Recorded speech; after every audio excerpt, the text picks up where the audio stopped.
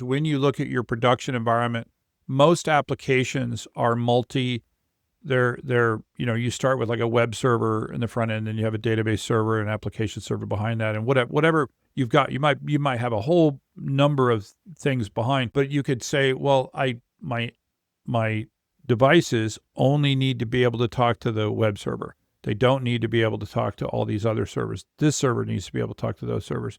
So you can start with sort of a basic thing like that. There's no reason the dev and test need to talk in production. And I like the idea of restricting the end user devices in their own little, LAN ghetto, right? So that they're not allowed to, talk to things. You need support from the people above you, because once you start doing this, you're gonna step on some toes.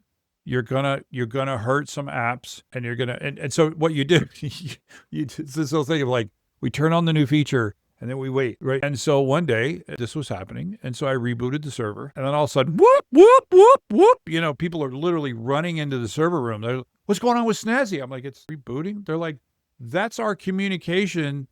That is the server through which we communicate to the mainframe in Dallas. The mainframe that has all our money, and we're a credit card company. Yeah. So you're going to break things, but you need to be prepared.